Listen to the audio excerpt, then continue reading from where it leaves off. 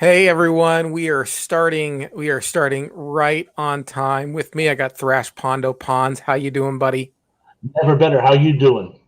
Doing really good. I'm a little sad. Unfortunately, Derek probably won't be able to make it tonight. And the reason is we kind of booked him kind of quickly. So he already had a flight that he was going to try to rush in for to get home in time to do this. But he unfortunately wasn't able to make it. So um we had him on the show, we had him on the podcast, and we did a whole interview with him and us all talking about what makes a movie bad. And just so everybody knows, because there's already been chat in the I don't know, the chat column, whatever it's called. I don't know the words. I don't know words. I don't understand words and sentences. Um, that, like, is this so bad? Is it good? No, we're not talking about cult classics tonight.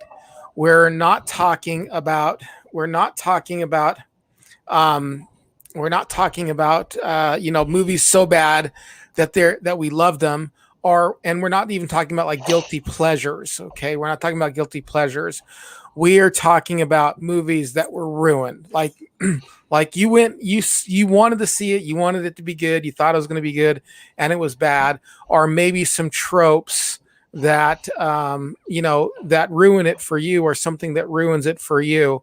And we all came up with our own, and we all came up with our own examples.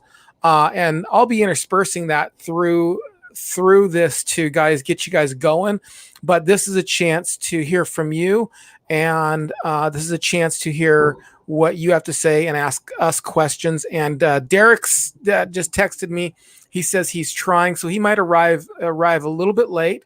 We'll But review in your honor in the interim. yes, We will yeah, endeavor to persevere. right. So let's say hi to some people here. I just want to say hi to a couple people. Justin Collin or Justin Cognito's in the house. Hey, Justin Cognito. Hey, Justin Cognito, how you doing? Hey, is this about generally bad movies or ones that may be popular that we think are bad? We are, yeah. I answered that in the he knows already. Sorry, I didn't mean to. Zoperxplex in the house. Another so bad that they are just bad video. Yeah. Yeah, this is a Q&A with you giving the Q and us giving the A. All right. There are a couple people. Lance Chaffin. Hi, Retro. Hey, everybody. How you doing? Mama Pink. I won't be able to make it, guys. I just wanted to say my hubby and I argue all the time. I gotta put my glass on. Hold on one second, guys. Argue all of the time at how horribly bad but good Caveman is with Ringo Starr. I love it. He hates it. Have fun tomorrow. Tracy Roth Myers. Hi, guys. Hey, Tracy. Super happy to have you here. She promised me she'd make it. Oh, John Collins. Hello, everyone. Hi, John. Glad you could be here talking about something. This is actually something I wanted to talk about for a long time. I think I've said hi to everyone who is here. Oh, here we go. Mr. 79 Man, Ian Thrash. Great to see you guys. Great to see you too, Mr. 79. Okay, so let's get into it. I'll tell you guys a little bit about what makes a movie bad for me. And I have to say, and I started this out last time, is what really makes a movie bad for me, like so bad that it ruins it for me, is the bad guy, whoever the bad guy is. Quite honestly, if the bad guy is comical, or he just doesn't hold up, it's really bad for me. I don't like that at all. So movies have been ruined for me, and a prime example of that was the Karate Kid Part 4, or not Part 4, Part 3. The Karate Kid Part 3. I thought the bad guy in that was just so stinking awful. And just so dumb that it really ruined it. That's not the only thing that ruined that show for me, but it was one of the big things that ruined it for me. So that's an example of a show that I wanted to see. I loved Karate Kid 1. I loved Karate Kid 2. looking forward to Karate Kid 3, but Karate Kid 3 was just a horrible, awful show. So that's one for me that I mentioned. What about for you guys? And then Thrash, what about you? Tell me what ruins a show for you? I've actually been dying to bring this up because it speaks to something that you posted not too long ago. One of my least favorites was the, at one time, biggest commercial disappointment in American cinema history, Howard the Duck. And Oh, I know it was one of your guilty pleasures, but I'll tell you why for me it didn't work. It did something which I feel straitjackets a film. Here's a movie that you weren't meant to be taken too seriously. That being said, there are certain parameters that it wanted us to accept, and it threw those out the window itself. Remember that scene in the diner, for example, where speaking of the bad guy who's been possessed by this dark overlord, yeah. and he's trying to tell Howard about how the dark overlords are from another dimension and are coming to Earth, and Howard goes, yeah, right. Aliens from another dimension. Yeah, that's possible. And I'm like, are we forgetting that you're an alien from another dimension? This is all. Yep. Right. Yeah. It's like And it's like if it's within the framework, it's good. But like if it's within the framework, they violate their own framework, then it really ruins. I get it. precisely, I hated precisely. Howard the Duck. I didn't even like it when it came out when I was a kid. No, it was not a guilty pleasure for Oh, me. I'm sorry. I thought it was one of your guilty pleasures. I was all set to have a little back and forth with you. Oh, If well, it's nicer to agree. no, yeah, I thought it was cheap. I honestly, I think maybe I've only seen it one time, and that was maybe back when it came out on HBO. All right, let's Oh, hear some chatter out there among you guys. We got some things going on here. I want to take some questions and some comments here. just incognito. The more I watched Legally Blonde, the more I realized it was bad, even though I saw it opening day in the theater and loved it back then. It was just all used up cliches and unrealistic happenings. Yeah, yeah, I get it. I mean, unrealistic happenings is one of those things that happens in shows where it's a little. I mean, obviously, when you're watching movies, some things are coincidental and they have to be. Otherwise, you don't have a movie. But then there are certain things that are just too darn coincidental. I mean, it's just crazy how coincidental. And then the one thing for me, and I'm going to go back on this, is that really ruins a movie for me is if somebody doesn't psychologically act correct. Okay. So that's one for me. Like, and I'll give you an example of this, and that's Revenge of the Sith. Um, it's close to ruining Revenge of the Sith because what happens there is Anakin goes from wanting to save Padme to killing children.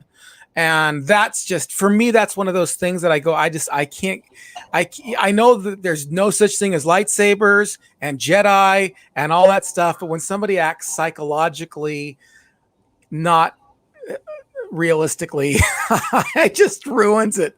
Just totally ruins it for me. Go ahead. I heard an expression years ago, and I've always stood by it. Your audience will accept the impossible before they accept the implausible. Yeah. And that's a very good. I mean, lightsabers, I'll accept that. They're cool. Right. They're not possible, but they're cool. But the way Anakin went off the deep end, nah, I don't buy it. That It doesn't was add too up. quick. It was too much of a downhill slide for me. Go ahead and read that one for us. Crazy Rob Meyer says Star Trek 1 and the odd number videos.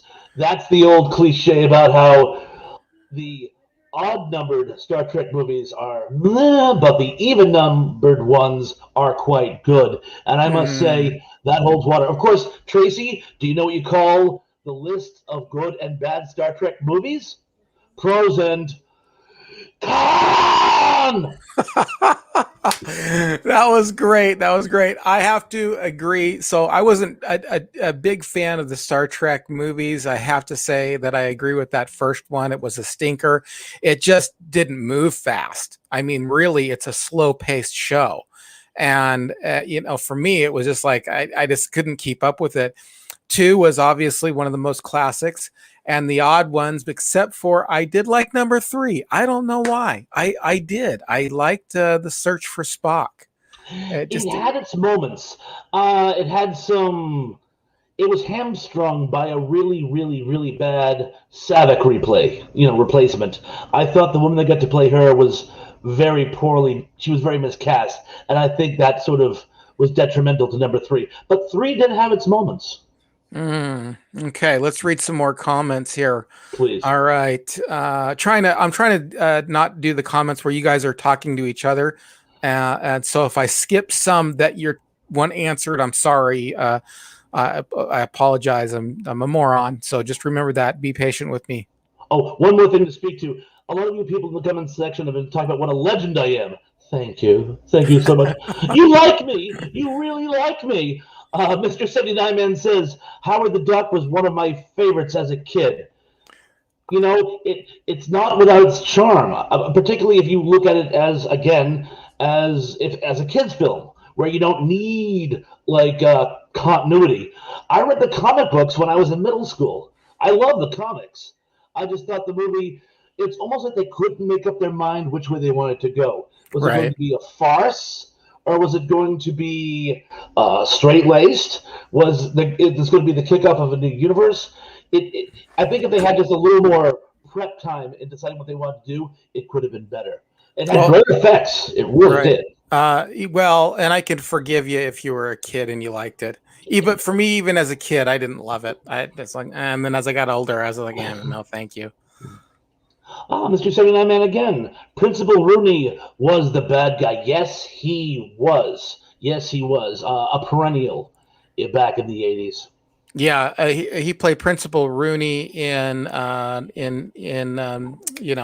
Bueller's Day Off. Ferris Bueller's Day Off. Yeah, and then he was the bad guy in Howard the Duck.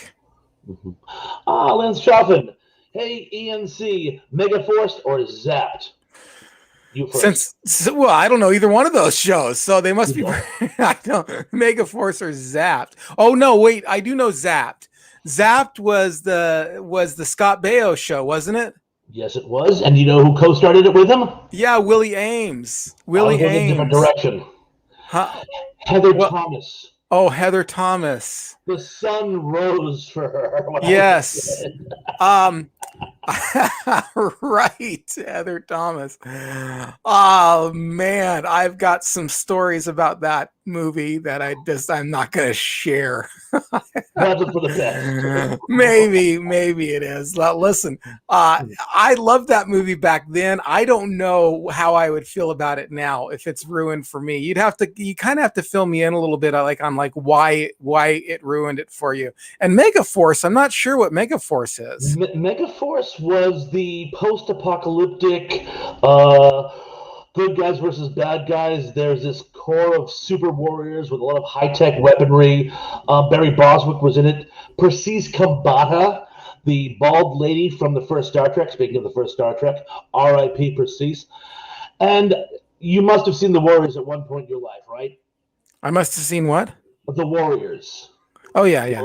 Not to play. The guy who plays Swan, the main hero in The Warriors, plays a warrior in Megaforce, and it's a disaster. It's part dark comedy, part farce, well, they actually make fun of it to some length in the South Park universe. Team America is actually supposed to be a parody of it. It was pretty terrible, to be honest with you. Well, okay. I'm not familiar with that one. I'm familiar with Zapped. Georgia Ayres says, "Hi everyone." Hey Georgia, so glad you could join us for the show. Please let us know. let us know what movie got ruined for you. Again, not so bad it's good, but so bad you were like, oh man, that is just awful. Speaking of that, and before we get down to some more questions here, I was thinking of one of the movies we brought up that actually our guest Derek brought up, because he said that one of the things that ruins it for him is bad camera work. That ruins things for me too. And my prime example of that was the Jason Bourne Part III. The third one, the camera work on that was so shaky that it annoyed me. I mean, it seriously annoyed me. I couldn't even, I won't even watch that one again. No matter how good the people think the action is and everything is. Quite honestly, as somebody who's a martial artist, you want to see what's going on. I understand that people do that camera shaking thing that was popular for a little while because it's dramatic and it makes it kind of like more like you're in it kind of a thing.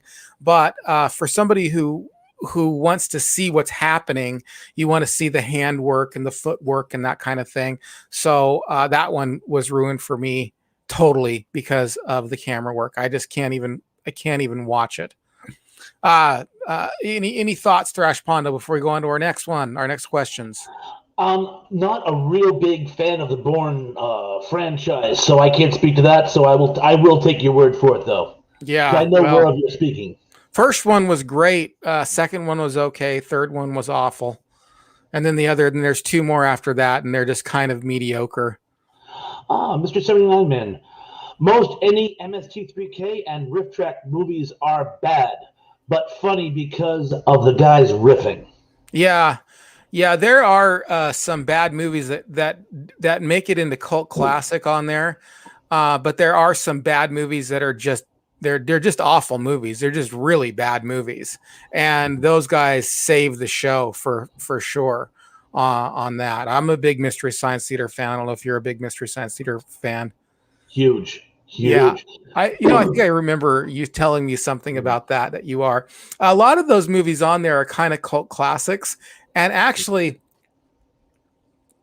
I think kind of they've become cult classics because of Mystery Science Theater.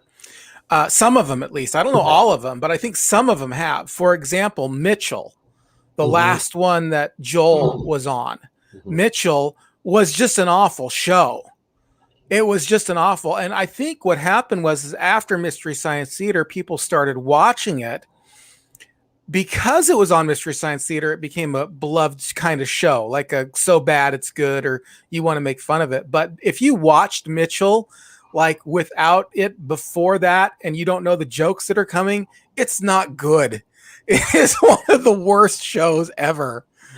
The funny thing, I heard stories that Joe Don Baker, yes, actually, who was in virtual retirement at the time that Mitchell came out, was starting getting offered work again.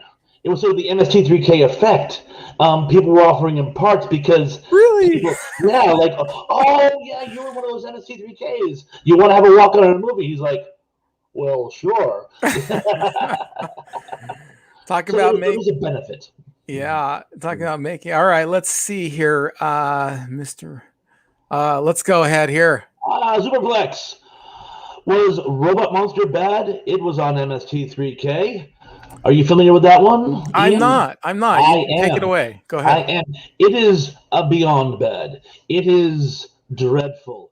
When you have an alien monster costume, which is literally an ape suit, where they can't even find the head. They ended up taking like a fishbowl and putting a big fake eye in it because they couldn't find the top of this costume, and that's your monster.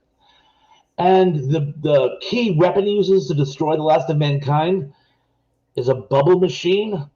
I mean, I did a whole spiel on our original post about how low production value doesn't necessarily turn me off of a movie, but this one took the cake. Oh, and it's only about 45 minutes long. They stretch it out to feature film by showing the robot monster walking up and down a hill repeatedly, just to try to pad it.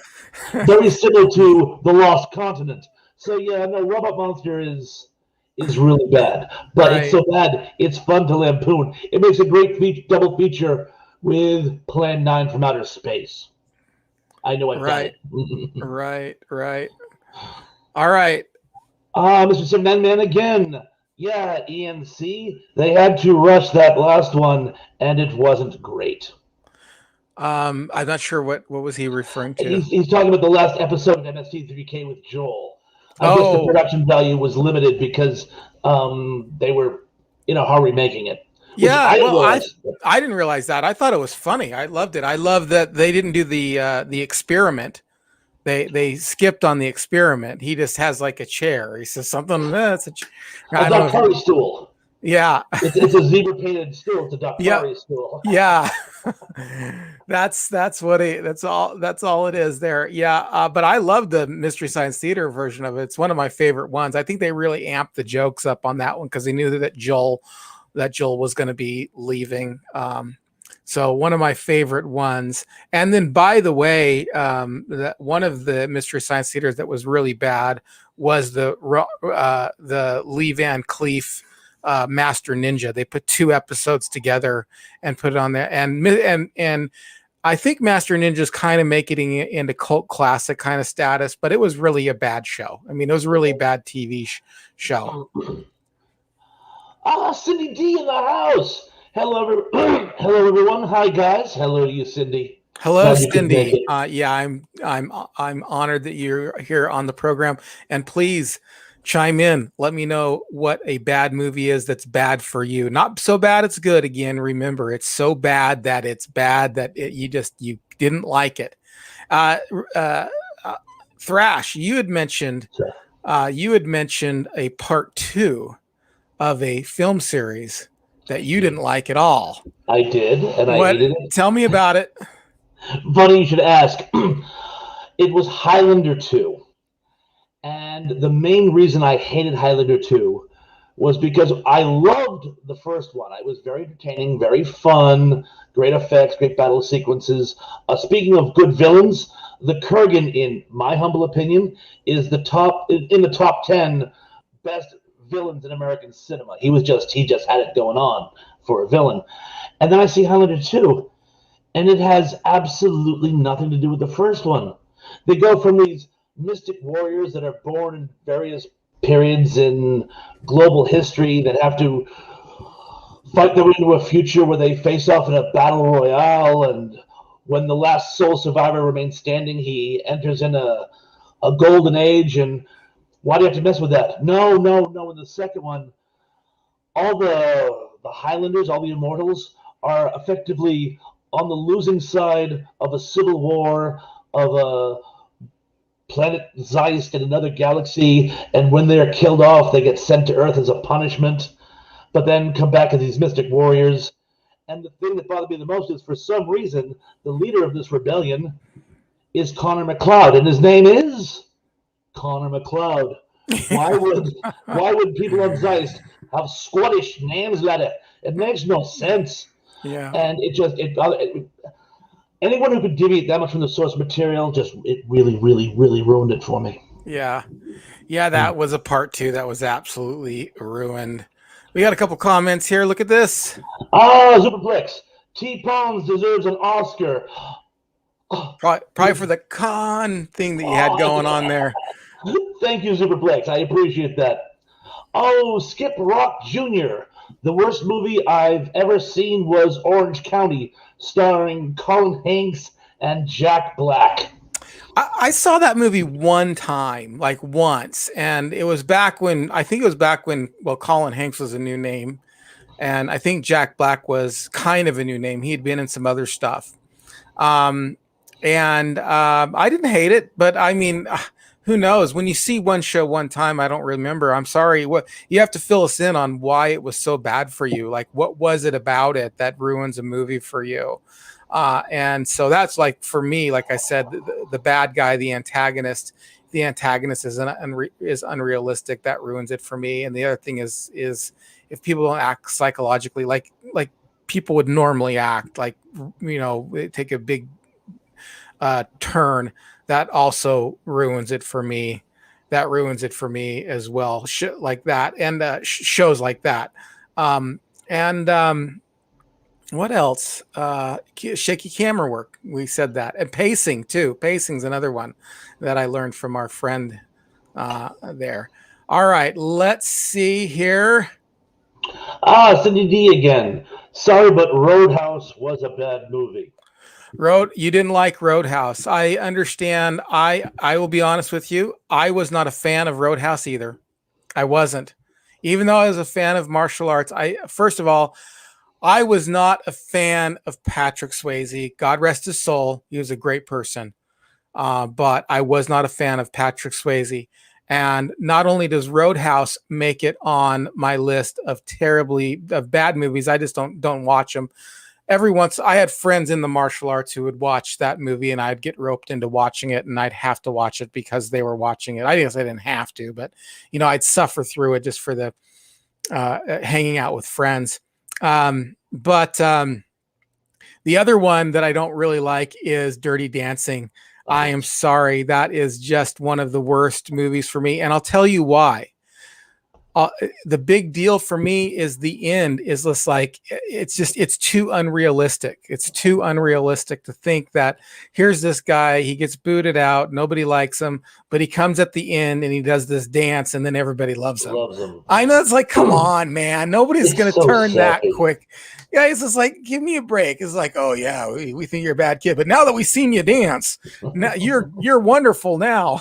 So nobody puts baby in a corner. Are you kidding me? Yeah. So I really wasn't a big fan of Patrick Swayze, except for I did like Red Dawn. I have to say that. Love Red Dawn, and I have to say, I'm very sorry. Roadhouse is one of my guilty pleasures. I do enjoy it. In fact, you're going to really move me for this one. It makes a great double feature with Next of Kin. I used to watch them as a double feature. Next of Kin, which one is that? Next of Kin, that's where he is a Kentucky State Trooper who gets roped into a murder mystery, I believe involving his brother, and there's a mob connection. So it's basically hillbilly cops versus the mob. And there's a couple of really great shootouts, and there's some plans within plans, Machiavellian manipulations going on. And frankly, I think it's kind of watchable, and it has cult movie icon, I'm going to get his name wrong, but I'm going to try anyway, Michael Pollard in it, and he's great. So, to be honest, if you haven't seen Next of Kin, at least give it a try. I might go ahead and give it a try. I mean, it would be down on the list for me, but I mean, I don't hate Patrick Swayze. I actually like a majority of his movies. I just really didn't like Roadhouse or Dirty Dancing. Tracy Ralph Myers. Love yous guys. You give me the best laughs. Tracy, that means so much to us, by the way. We love you too, Tracy. Thanks for joining us. We're so happy that you could be in our chat and part of this kind of community that's being built. That we all owe Dave Sundstrom a gratitude of thanks for building it. And I'm just a brick in the wall here. I'm just a brick in that wall, and we're all contributors. Thank you very much. I think we all got our start with Dave. I think Dave is sort of the mentor to us all. He is the Merlin to our Camelot. For sure. Zoperxplex, I am not getting buffering. I don't know. Maybe because you're frozen or something like that. Well, I'm frozen, I'll tell you that much. But I'm gonna. If you guys have audio, I'm gonna stick with the audio for a while before I try something. I'll try a Hail Mary in a minute, but stick with it. Stick with it. Exactly. Oh, John Collins, Thrash Pondo, you and I were chatting the other night, burning the midnight oil. You said you have 2 channels of the same name. Tell us how we can tell the difference between the 2 of them and sub. Very, very simple. If you go to one and it has videos on it, it's my content channel. If you go to the other one and there's nothing there, that's just the one that I use to actually join in to watch YouTube videos like Mr. Sundstrom and whatnot. In fact, John Collins, while we're at it, you actually left me a very nice post on one of my earlier videos. So whichever one, that one you were on, that was the right one. Skip Rock Jr. Jeffrey Jones was good in Stay Tuned. Never saw Stay Tuned, but yes, Jeffrey Jones. He's the one who played the principal in Ferris Bueller's Day Off and the bad guy in Howard the Duck. And yes, he's been around for some time. Yeah. He's great.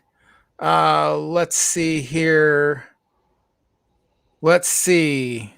Tracy Ralph Myers again. The sun rises for Heather. LOLO. I'm not sure I know that. Is that a movie? I have never heard of that movie. I was talking about the infamous crush I had on Heather Thomas when I was a teenager. Yeah, right. Yeah, I was the one. I was the one teenager who had a thing for Heather Thomas. right, right. All right. Let's see. Somebody we're gonna disagree here. Zoperxplex. The Warriors was certainly not a bad movie. Oh no. I only read The Warriors into the record because the guy who played Swan was in Megaforce. In fact, there's a great story, although no one's quite sure which movie it was. He said, I did The Warriors and it opened a lot of doors for me. And then I did Megaforce and they all closed. And in reality, the movie he was talking about was one of my least favorite films ever made, Xanadu. In my opinion, Xanadu, one of the worst films ever made. I think I saw that like one time, like back when it came out, but it came out like 79 or 81 or something like that. Just around 1980. It was because it was that whole transition from the old decade into the new. And yes, that was one of the big parts of it. Yes. Wag the Dog was bad too. I fell asleep at the theater. Really? Which one was that? Which one was Wag the Dog? I know the movie, but I can't place it. I'm almost sure I've seen it. There's a presidential scandal, and they come up with a brilliant idea to distract from it by having a mythical war. And America goes to war with Albania. Oh yeah, okay. I do remember that show, and I do remember being bored as well. So that might have been one that I watched like on TV, like on TBN or something like that. Not TBN. That's Trinity TNT. Broadcast Network. TNT or TBS, maybe? Yeah, one of those. I'm sure it wasn't on TBN. It was right after Jerry Falwell. TBN.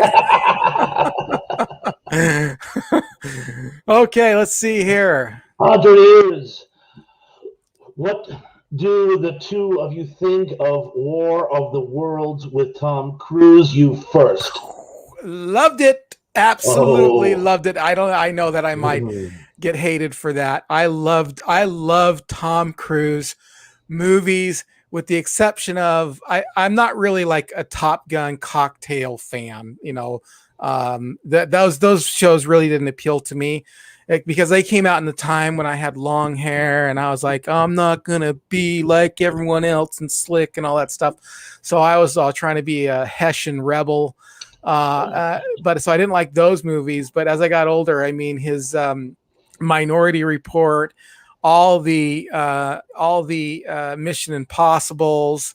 I'm just a huge fan. I'm not a fan of the his religion that he subscribes to, but I am a fan of his movies. I thought War of the Worlds was terrific. That came out in like 2003. And Oblivion. I love Oblivion. I love the Tomorrow, the Never Say Tomorrow. What's the one? Tomorrowland or whatever. I can't remember. Edge of Tomorrow. Edge of Tomorrow. Edge of Tomorrow. I love that one. Yeah, and War of the Worlds I thought was great. So I'm a fan. What do you think, Thrash Pondo? I thought it was dreadful. I thought dreadful. I thought it was dreadful. I thought the interaction with the aliens and the humans was wonky. I thought Tom Cruise went through the whole thing as a screaming Mimi. I thought, the child prodigy who played his daughter. I'm drawing a blank. Yeah, we know who you're talking about. They wasted her. All she did was scream the entire movie. There's a subplot where they do a little, and I don't know if this was intentional or just it happened to work out that way. I don't know if you notice this. They do a little class structure message in the movie. If you notice, the working class neighborhoods get hit first, and the people are on their own, whereas the very wealthy neighborhoods are barely scratched. They still have power on and everything, and those get evacuated first. And I always thought that was meant as a certain,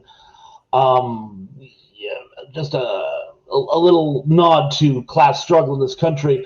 I thought the Tim Robbins bit was interesting, but it was just brought to a halt before they could really expand upon it. There were a lot of good ways they could have gone, and they just didn't.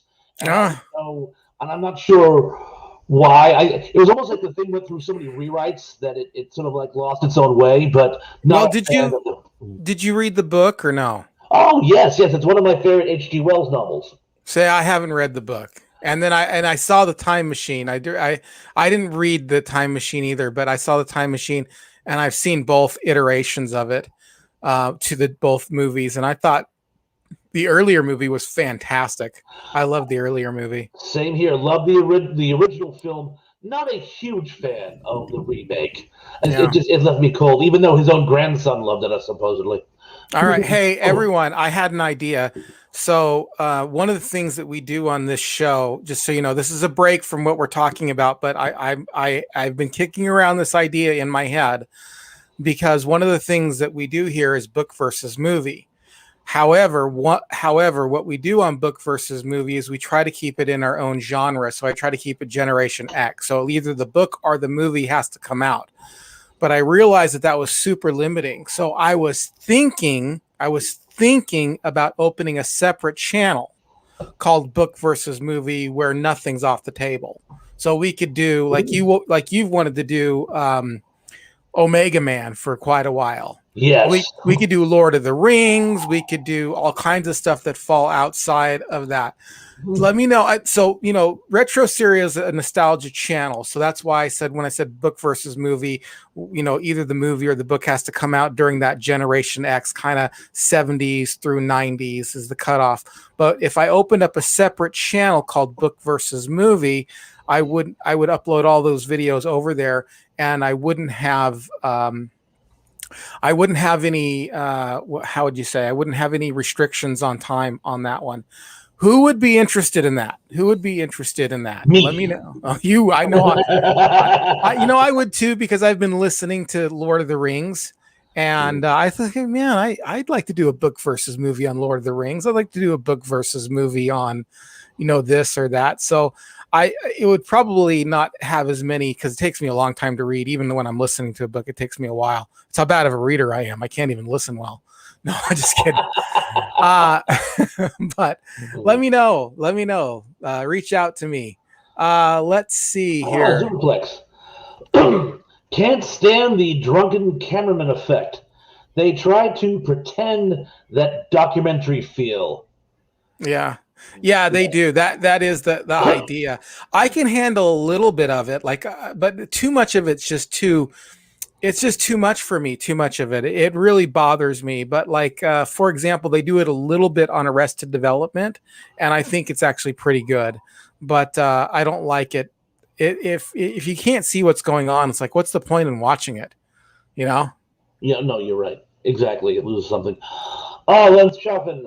How about Spies Like Us? Well, I mean, I liked it. I didn't hate it, but I was a kid when it came out, and I haven't watched it since. The Paul McCartney single I liked as a kid. As I reflect back on it now, it's not quite that good. It's a little cheesy of a song. But anyway, what are your thoughts? No, I thoroughly enjoyed it. I thought the chemistry between Dan Aykroyd and Chevy Chase was very nice. I thought it was a cute story, sort of a spoof of those old buddy pictures with Bob Hope from back in the 40s, only a modern, updated feel. I liked it. I didn't love it, but I thought it was cute. Yeah. Cindee D, Jumping Jack Flash was not good. Liked Whoopi Goldberg, though. Let me just say, I agree with you on that first part, and I disagree with you on that second part. I don't like Whoopi Goldberg. I just don't. I mean, look, it's nothing personal, but I've been growing up with her for a long time. I didn't think she was a funny comedian, and I think her movies are mostly terrible, especially that one called Rex. Did you ever see that No. turd? No. That turd. Oh my goodness. Hey, by the way, there's a channel that you should all check out. It's called Fanboy Flicks, and it's the subtitles kind of like Bad Movies with Mark. It's a really funny channel. He goes through lots of bad movies on that channel. It's really good. A lot of them are cult classic bad, but some of them are just bad. I give a shout out to him. As a matter of fact, you go into his comment section and tell him that he needs to be on my program, because I've tried to reach out for him with no avail as of yet. What do you think of Jumpin' Jack Flash? Me, I fell asleep during it. Yeah. Yeah, I'm not the only, I think the only Whoopi Goldberg movie that I kind of liked was the one with who else was Sam Malone in it, but his name's not really Sam Malone. Oh, Ted Danson. Ted Danson. Yeah. I thought that was pretty good, but of course I had seen it a long time ago. I might have a different opinion about that now. There's the color purple. Let's not forget that one. Okay. Gotta give it there. I mean, there's nothing wrong with that. But her in general, just as a comedian, um, I've never liked any. I've liked very little of what she's ever done. I've been a fan of hers for some time, but I liked her stand-up comedy more than a lot of her movie roles. I thought she was a good stand-up comedian. So, well, hey, we can't agree on everything now, can we, ANC? No, we can't agree on everything. That's okay. I mean, that's how it is. You know what I mean? It's like asking whether or not you like chocolate or vanilla. It's just at the end of the day, it's, hey, what you like is what you like. All right. Justin Cognito. I felt bad for John Candy and Dan Aykroyd that they signed on to do The Great Outdoors. The Talking Raccoons and quite a few other scenes totally ruined it for me. Yeah, I could see that. I wasn't a big fan. I didn't hate The Great Outdoors, but I could see why people wouldn't like it, actually. All right. I didn't know you didn't have anything to say. Oh no, I'm sorry. I thought you said it all. I'm sorry. Oh no, I thought I was. Lance Chaffin, Mr. 79. Oh, Cindee D. I loved Spies Like Us. Funny movie. Again, sorry. Yes, it was. Yes. All right, let's see if we've got some. Oh, look who's in the house. I saw it earlier, and I didn't want to ruin the reveal. Mr. Dave in the house. I loved Spies Like Us as well. Plus, it had a great song by Paul McCartney. I thought it was catchy too.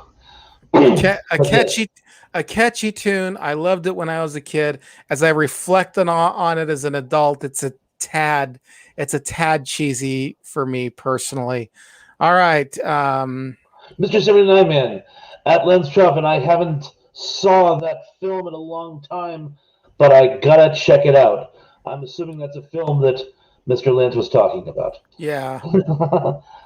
Oh, Plan 9 from Outer Space. Ooh, Ian, what do you think about that one? I've never seen it. You have never seen any incarnation of it? Well, tell me some incarnations of it, and I'll tell you what's going on. Just special editions. Elvira did an edition, and oh, okay. But I saw it when I was in high school. That was one of those movies that was like Green Slime. I'd read about it years and years before I finally saw it. So when I finally did see it, it was almost like an event. Yeah, that's one of those films where it's so bad it's good. Your stupid little minds, stupid.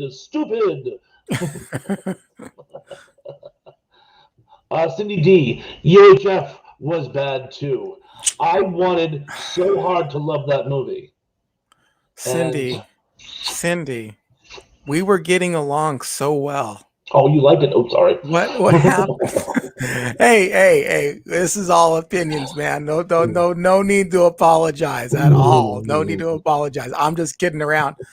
But Cindy, my heart is broken. We were getting along so well.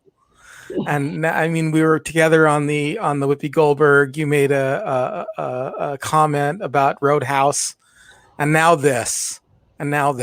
I'm just heartbroken. No, I have to say, I can understand. Look, I was young when it came out, and so I loved it. And I love Weird Al. I'm a huge Weird Al fan, and the show is a bad show for sure. But for me, it's one of those so bad that it's almost meant to be bad. It's almost comically bad. So I liked it. I liked it quite a bit. Let's see. Are you still around with me, Thrash? Oh, I'm still around. Can I just try one thing and then try to come back in? I'm going to try one thing. All right. I'll just take a couple of these comments here. Let's see. Joe Don Baker Mitchell MST3K was hilarious. I agree. Loved UHF. I almost said VHF. I don't know. I was thinking VH1. I loved VH1. As they tell you, when you're old, you watch a lot of VH1 and you watch a lot of Comedy Central. In the 90s, that's was like, okay, you stopped watching MTV and you started watching VH1, especially in the late 90s and the early 2000s. I'm glad I'm with you. VH1 was great. And he's back just in time to read this. Just Incognito says, Cindee, I hated that payoff to Jumpin' Jack Flash. Was that her crush? Was a not good looking 55-year Old English dude. Old English dude. Yeah. Old dude, yeah. Yeah. Yeah. I mean, we could just probably write a whole show. They do have shows on why things are bad and stuff like that. All righty, here we go with some more bad movie reviews. Let's see this. Stay tuned with John Ritter and Pam Dauber. Yeah, that was an interesting show. I could see why people didn't like it. I know the movie, but I have to admit that I've never watched it. So I have no idea if it's good or not. Actually, the reason why I know about it is I think it was either on Minty's channel or it was on Fanboy Flicks. So it was either on one of those two, and that's why I know about it, but I don't know for sure. Another show that I thought was actually really bad was it was that Martin Short movie where he plays a kid. Do you remember that one? Oh, yes, but I'm not a big fan of Martin Short in the first place. Oh, really? Okay. Yeah, well, he just doesn't do it for me, I'm afraid. Well, then you wouldn't like this show either. I forgot the name of the show, but it was really bad. I got to tell you, were you guys, with my last read, were you guys getting a lot of feedback? No, not I was getting some feedback, and what happened was I had a double exposure of the show, so I went to clock out of the other one, and I said out of this one, I'm an idiot. But I'm back, and we'll see how. If I go to just plain audio, I'll save it at just plain audio for the rest of the show. But I was feeling left out. You can still hear me, okay, though, right? Yeah, I can hear you fine. Good. Dave Sundstrom. Anything with Weird Al is fine by me. I love his new rendition of Africa. Oh, really? I have left instructions that it's to be played at my funeral. I love Weird Al. Well, Africa. You mean the Bless the Rains down in Africa? Toto? Yeah, the song by Toto. He does. Long story short, Weezer did a cover of it. Yeah, I know the Weezer cover. He comes in and plays his accordion in one rendition, and it's amazing. So, okay. But he's amazing. I've loved Weird Al for probably 40 years. Oh yeah. I loved Weird Al when he came out. I mean, I've been a fan of his from the beginning. This is why I loved UHF so much. And what's her name? Jackson, that girl. Her last name's Jackson. She was on Victoria Jackson. Oh, Victoria Jackson. Yeah. Yeah. She was on SNL, wasn't she? Yeah, she was. She was. It was a great cast that year. That's back for me when SNL started getting good again.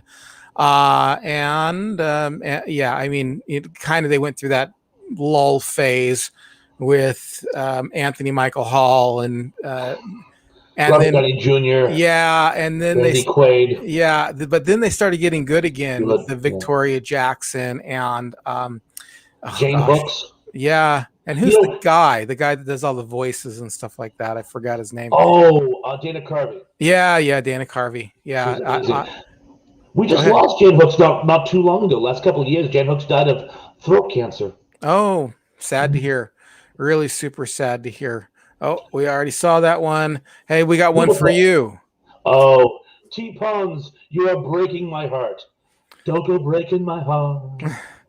I will get in trouble if I keep singing that song, but you know where this is going. Don't worry, I will not break your heart, I promise. I wouldn't if I tried. Yeah, I think he means all the dropping out you do.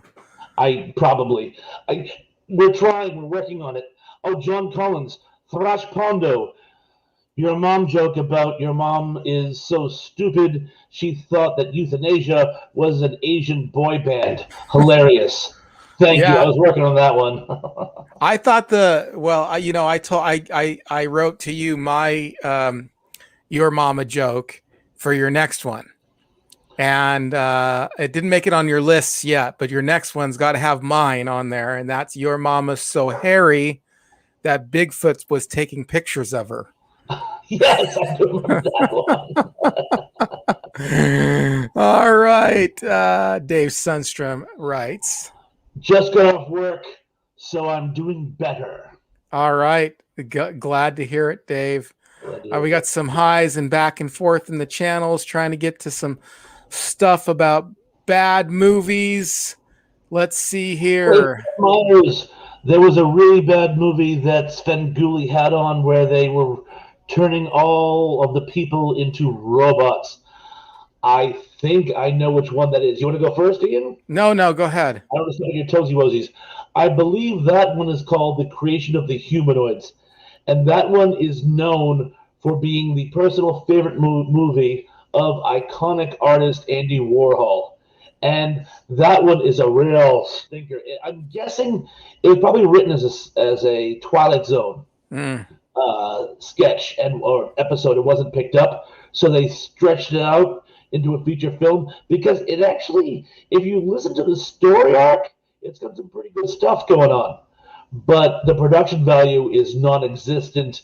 The acting is phoned in, and it's silly. But yeah, I believe it was Creation of the Humanoids. Yeah. It sounds like a bad show. I probably wouldn't enjoy it. Let's see. Zoperxplex. We now have T-Pawns and David Sundstrom on together for once. We've actually he was on one of our live chats a couple weeks ago. Yes. Yeah, he was. He was on with us talking about lessons we learned from television shows. And Dave writes, I'm enjoying hanging out with you guys. Dave, it is an honor and a privilege. And probably is for you, too. That's an old Benny Hill bit. Cindee D says, I liked the music parodies better. I lost on Jeopardy and Eat It, etc. Yeah, I get it. I mean, it's not like he makes a lot of movies. So, but I thought was the only starring role he had. Yeah, I thought the Conan the Librarian was pretty good. Yeah, I thought that was I just thought it was a funny show. And then you had the one guy who was drinking from the fire hose. They had the kids show that finally caught on. Michael Richards. Yes, Michael Richards was the janitor dude who became his program director, I guess you'd call it. Skip Rock Jr. says the last Joe episode was Mitchell. Yeah. It was a sad one for me, and I didn't know. I'll be honest with you, I did not know that was the last one. I saw it live, but I was in a missionary base at the time in Texas, and we got to go somewhere for Thanksgiving or something like that. I can't remember. We went somewhere and it was on, and I don't know if you remember this, but Comedy Central used to have Turkey Day, where they do like 15 MST 3K movies. And the very last two movies that they had on that day, I think it was anyway, if I'm remembering it correctly, and it was 94. And the last one that they did was they had Mitchell, and then they had the very first one where Mike took over. And I didn't know that was the last one that he was going to be on. And I had heard earlier that he was going to be switched, because what I did was I begged a friend of mine who paid for me to go on the mission to record Mystery Science Theater and send me the tapes. So he recorded and sent me the tapes, and it was on there. You know how when you used to watch old tapes, you'd have the commercials, right? You'd see the commercials because he didn't click it out or anything. And they were talking about replacing Joel. I was like, what's going on here? My world's falling apart. They're replacing Joel on Mysteries. He's the founding, and then he said, he wanted to go on to other things. Well, geez, what has he done? He's not really done a whole lot. So. Zoperxplex. Godfather Part III was boring. From what I hear. Oh, you haven't seen it? I saw it. It had its moments, but when you compare it to Godfather 1 and on top of even bigger, Godfather 2, you had the two most iconic gangster films together, and you try to add that into a trilogy, it's got to be really, really solid. And it wasn't. It wasn't a particularly bad film, but it was noticeably the weakest of the third. In fact, earlier, remember when I said that sequels are usually not as good as the original? The Yeah. notable exception I was leaning towards was, of course, Godfather 2, which is arguably better than the original. At the very least, they're both equals. But you'd find a lot of people actually prefer Godfather 2 to Godfather 1. Yeah, I've heard that before. It's the Empire Strikes Back of them. Well, there you go, Of the too. three. But yeah, mafia movies, not my jam. Not my jam. Hey, you're gonna like this one because we did talk about this earlier. Highlander 2 was definitely disappointing. Thank you, Dave. I remember I was actually on a double date when I saw that movie, and then when we left the theaters, I remember looking at my compatriots saying, I don't know who they found to direct, but he knew nothing about the original. And my buddy leaned over and he goes, it was the same director. I went, what? Was he on acid when he made the second one? Mr. 79 Man, Ian C. and Thrash. Did you like Teen Wolf 2? No. Excellent pick for a bad movie that's not so bad it's good. It's so bad it's bad. Teen Wolf 1 was one of those guilty pleasures so bad that it's good, kind of cult classic. Cheesy teenage romance, great movie, so bad that it's good. Teen Wolf 2 was Jason Bateman's first movie. It was his very first movie, and it was awful. And not only did I watch the movie, but I actually watched him do interviews because they used to have a lot of review movie shows. I don't know if you remember all the review movie shows they had, and they had some geared towards younger audience. They had one on Nickelodeon, actually, with Spock hosting it. I don't know if you knew that. Yeah, Leonard Nimoy hosted it. But then they had other ones too. They had ones on MTV. They had where they would do and VH1. They had these shows where people would come on and talk about their movie and the late night stuff. And I watched a lot of them, and they played clips. Oh, this movie's coming out. Jason Bateman's movie's coming out. And you play clips, and they were just the awfulest clips. And the movie was awful too, where he's a boxer instead of it's like, who wants to get in the ring and fight it out with Teen Wolf? I mean, yeah. And it's funny because his sister, Justine Bateman, her movie debut was Satisfaction. Yep. Which, as you also remember, was also pretty bad as well. It was horrible. It was horrible. So bad. When Julia Roberts' career took off, they released a re-edited version of that movie with more footage of her in it and called it The Girls of Summer just to try to recoup the losses they had from the original. Really? Girls of Summer is actually the same movie as Satisfaction. Just one has more scenes of Julia Roberts. Because when Satisfaction came out, Julia Roberts wasn't a hot property yet. Pretty Woman was, I think, still in production. Oh, wow. Wow, I did not know that, and I didn't see it for quite a while, and I was not aware that Julia Roberts was actually in the show at all. But yeah, okay. She had a lot of small parts in movies before she made it big. She was also in Mystic Pizza and some others. Yeah, I remember that. I remember her in Mystic Pizza. Zoperxplex. The Scots colonized outer space. I don't know what that's a reference to. Well, I got it. Highlander. The Highlanders or the Immortals colonized outer space. But then why did they come back here when they were captured in the Civil War? Riddle me that, Batman. Right. Lance Chaffin. Catwoman with Halle Berry or Battlefield. I believe it's Battlefield Earth. I believe he's getting it. And yes on both. If Halle Berry can't save a movie, it's a bad movie. Yeah, horribly bad. Both of them horribly horribly bad shows. And that Battlefield Earth. I mean, I think I saw Catwoman once, and that's it. And I've actually seen Battlefield Earth once on purpose, and then one of those shows. It's like on TBS. You know what I mean? Well, it's on TBS, and you're flipping through the channels, and you're doing something else, and it's on, and you kind of let it run in the background. And yeah, that was a really bad show. He gets the guy up. He's like, "Why don't you want to eat these rats? Don't you want to eat rats?" Well, what bothered me is it's supposed to be, what, a couple hundred years after the colonization, and the jet fuel still works? It would be like varnish at that point.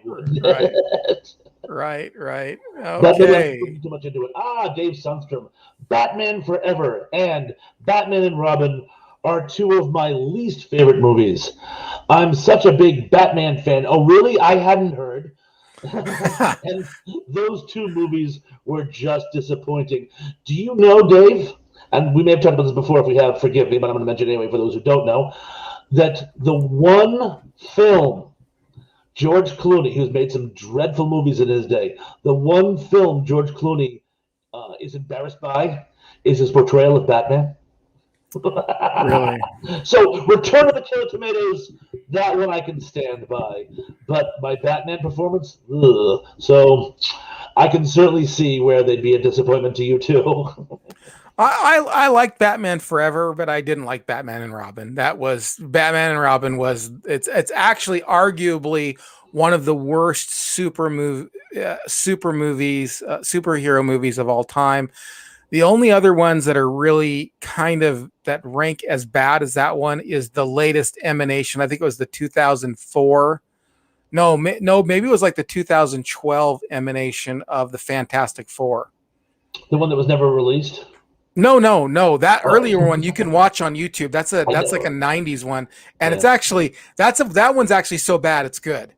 Watch that one. I saw most of it. It just. It's funny. It's funny. There's a funny story behind that too. But no, the latest Emanation one, that's like 2012 or something like that. It's really horrible. It's so bad. It's so bad that it gives Batman and Robin a run for its money. Well, Green Lantern was pretty dreadful too, I'm afraid. Yeah, but I didn't hate it. It was. Well, okay, it's not hateable. All right, I'll give you that. It's not hateable.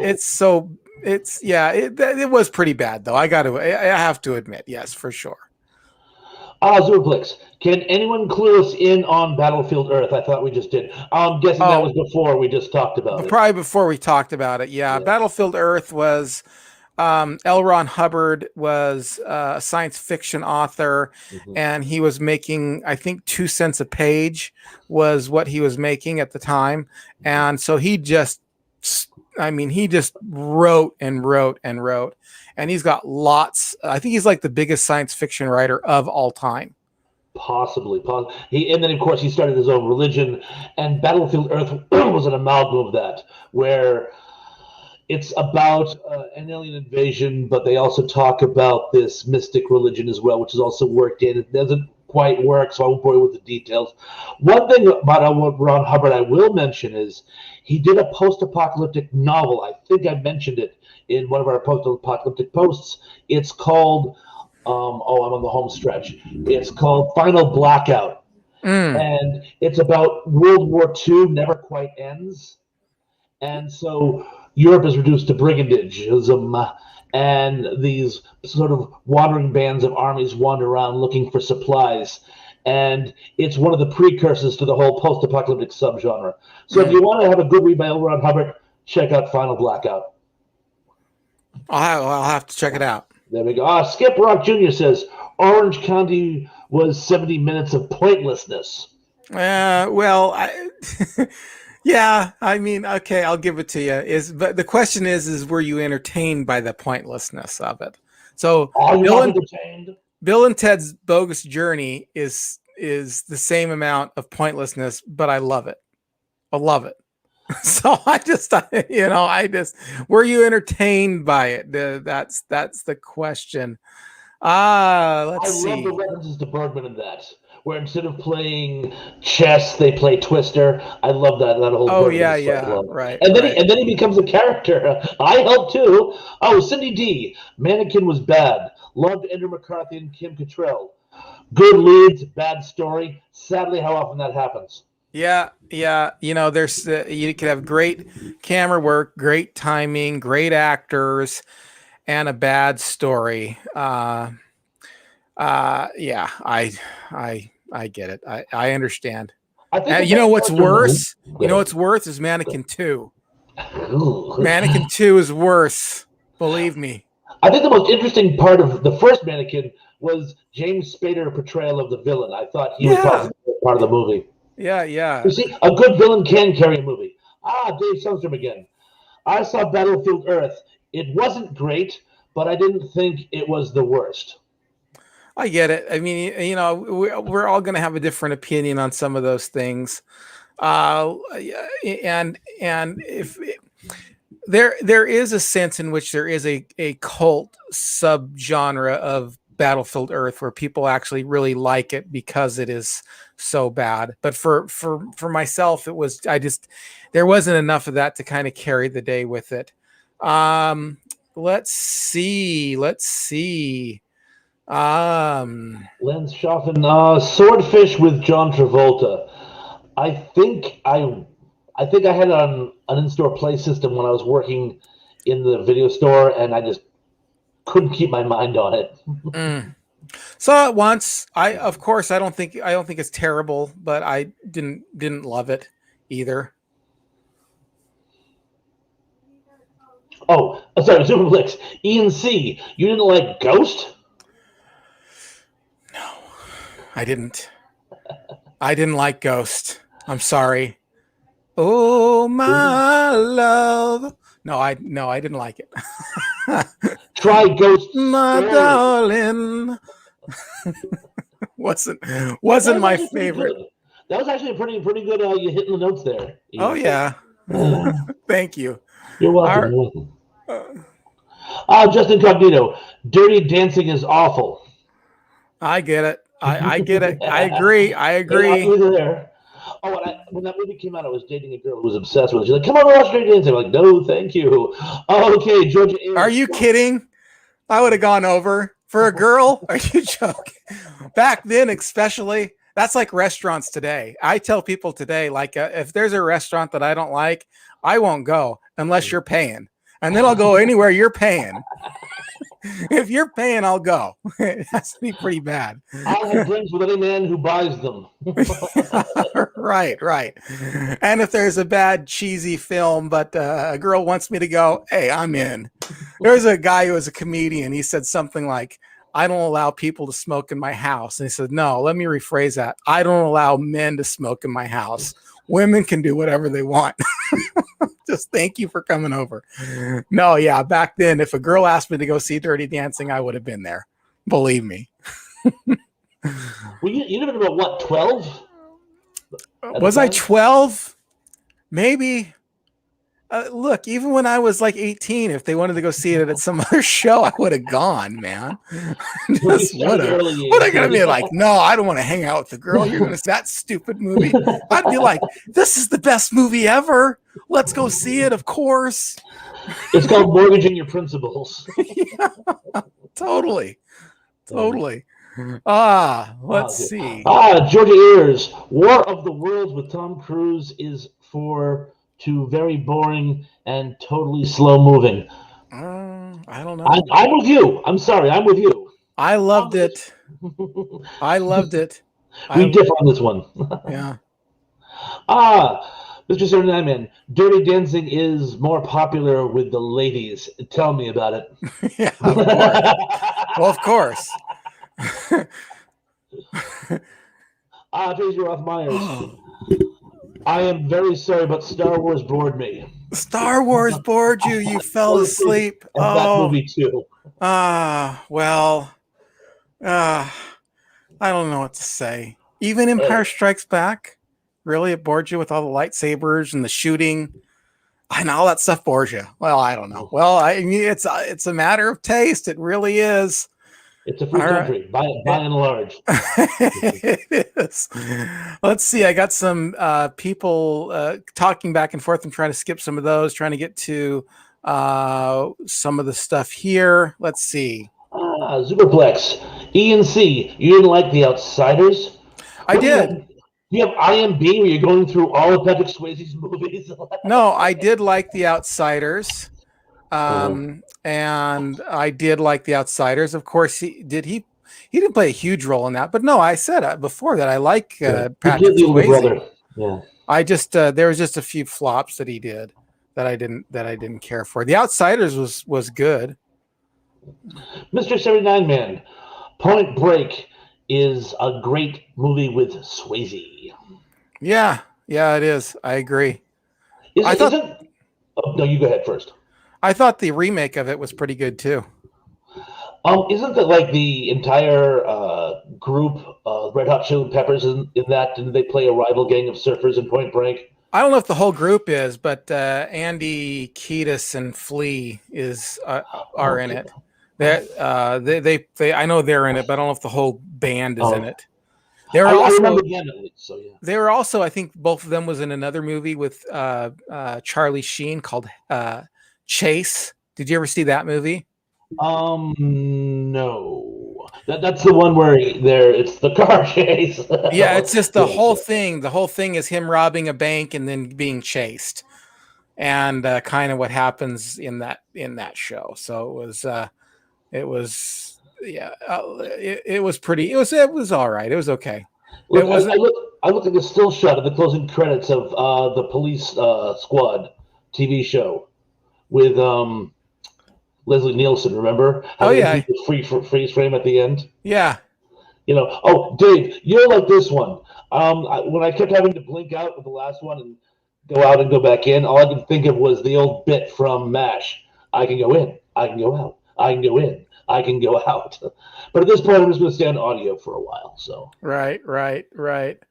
All right. Yeah, let's see. Okay, so we've got some more for us. I'm trying to skip past where you guys are talking to each other, and if I skip past a question, I super apologize. Or if you're meaning it to be on, I apologize. We're running a little long here. We're going to keep going for a little bit longer, as long as you guys, for a little bit longer, and then we're going to wrap it up here soon. But Dave writes, Dave. Yeah, Stress Pundo, yes. Roadhouse is tons of cheesy fun. Yeah. Thank you, Dave. Thank you. Praise him, Caesar. Let's see here. Lance Chaffin says Star Wars Holiday Special was awful. Do you know my story behind that? You go first, Ian, because I got a story behind that one. Well, I don't have any story other than it was awful. I mean, I watched it when it came out on television, and I was 6, so I loved it because I loved everything Star Wars. Star Wars came out when I was 4. And so the Star Wars special. Now, I mean, I watch it now, and yeah, it's weird. But go ahead. I was like 11 at the time, and I was being punished for something. My teacher was sugar on Prozac, and I was being punished for something stupid. And my mother wouldn't let me watch TV that night. And I begged and I pleaded and I pleaded and I begged. And I go, you have to let me watch this Star Wars special. Star Wars is my life. It wasn't that time. Yeah. And she goes, you can watch it the next time it's on. And as we all know, as we all know, what the old Roger Whittaker song goes, sometimes tomorrow never comes. And they never, ever showed it again. And 20-some odd years later, I think I found it on YouTube, and I went to watch it out of nostalgia, and I couldn't get through it. It was too terrible. So... Right. Well, Star Wars Holiday Special. But yes, it is awful. I had that same issue with V. I think I can't remember I think it was on Dave's show when I was talking about V, and the series finale, and I got grounded, and I was not able to watch it, and it wasn't like, I mean, unless you had a VCR, like, what are you, a zillionaire? You have a VCR? Only the rich kids had VCRs back then. Yes. Yeah. And of course, V was a commitment in time. It was 5 parts? Yeah. So it was the last one. Are you kidding? It was the last one, and I didn't get to see it. I know. It was bad. And then everyone was talking about it at school the next day. They were talking about so I knew how it ended, and I've actually never seen it. I know you could probably see it now, but I've never seen it. I've just never seen that very last episode. I'll probably someday go back and watch it. Michael Ironside is in that. He's great at that. Yeah. Mm-hmm. Dave Sundstrom again. You are more than just a brick in the wall, Ian. Very well said.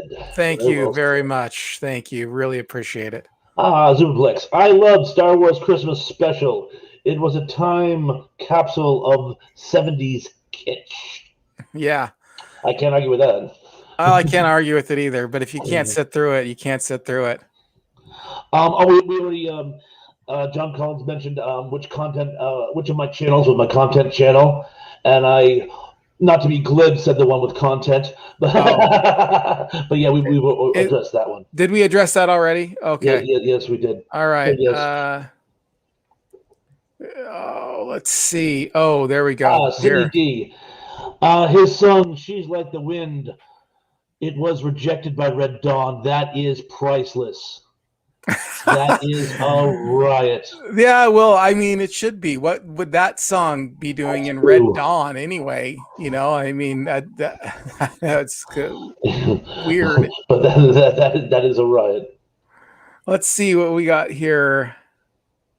Lance Chaffin. Never Too Young to Die with John Stamos Vanity and Gene Simmons. Never saw it. Think I can miss it. Yeah, probably. But speaking of Gene Simmons, there was a movie out called Runaways. Mm-hmm. Did you ever see that? I sure did. With Tom Selleck. Yes. Mm-hmm. And that goes in my, listen, I'm going to be controversial here because I'm actually probably going to do a movies that should be rebooted. Okay. Like 3 movies that should be rebooted. Mm-hmm. And it is, and that's going to be one of them, because that movie has a really, really good story to it. Oh. I think it's a really good, realistic kind of story where you have a whole police, what's it called? Like a part of the police unit, a unit, yeah. Yeah. A unit that addresses rogue, robots and stuff like that. I think that's a really good idea. And I think that, where that was his whole unit, he addressed like, things that malfunction, robots that malfunction and stuff like that. And I think that what made that movie bad was you just don't have the special effects to catch up with the story. And now you do have the special effects to catch up with that story. And I think that story could be dope, man. Just absolutely dope. I agree. I thought Runaways had its charm, to be honest with you. So, but yeah, I think with the reboot, I think it could be, as you say, it could be very dope. Well, as you said before too, one of the things that ruins a show for you, not necessarily is the budget. It doesn't, but it can if it's too. Yeah. And one of the things that ruined that for me was that show was just, I mean, the little robot that's zapping people and stuff. Like, is that really any threat? He throws a thing over it, then he smashes it with a chair, and I just think that the idea is fantastic and it would just do well today to have a reboot of that show. All right. Hey, everyone, I am getting a little bit brain fried here. I can tell because I'm losing my mind. I'm going to go through this, but I'm going to kind of wrap it up here.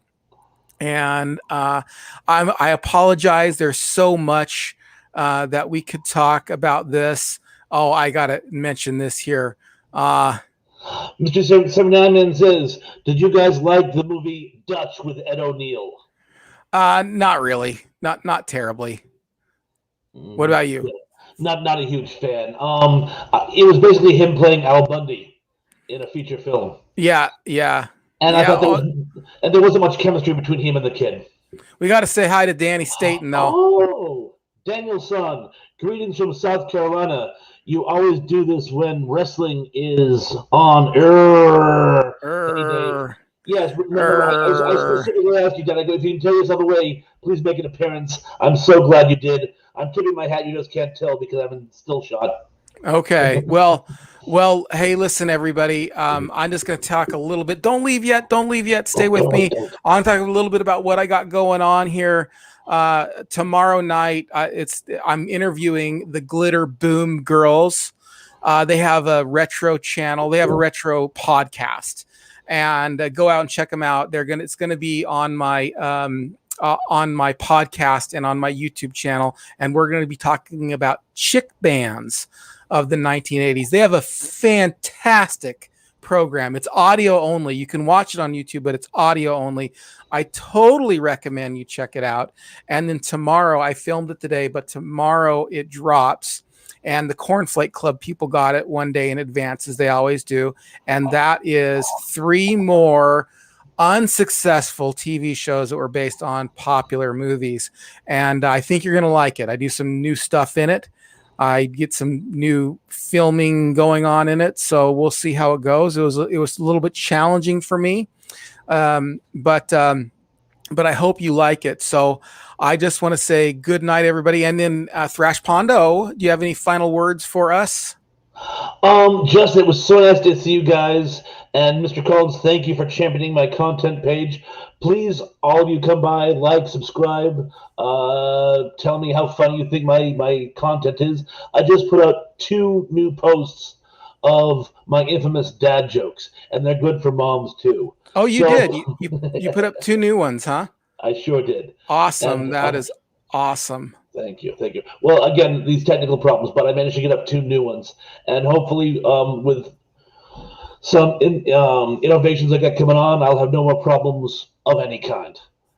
Yeah. And we're going to soup your channel up here, and then please let me know again. Get in contact with me if you would like a separate channel on book versus movie where we can talk about book versus movie from any genre. Let me know if that appeals to you as well. And do me the favor, please go to one of my videos, pick it, share it on Facebook, share it on your favorite social media, tell everybody about it. And God willing, I will definitely be on Dave's show on Wednesday if he's kind enough to have me. So you can catch me there as well. And I always look forward to that. I mean, Dave's like, "Oh, I'm glad you're here." I'm like, "Man, where else would I be? I love this show. I love his show, and I love being a guest on his show. And I love this show." Go ahead. What were you going to say? I just want to read this into the record. I managed to get Wednesdays off again. Oh, cool. So if that open offer Dave made to me a couple weeks ago still stands, and if it's something I can sink my teeth into, I would be honored to pop on by as well, if the offer stands. I will definitely follow up with Dave on that for you as well. Hey, thank you. Everybody, listen, this is the highlight of my week, quite honestly. This night and Wednesday night are the highlight of my week. You guys make this happen. I cannot, I say this every week, and I actually almost get teary-eyed. And if my heart was not made of stone, I actually would get teary-eyed.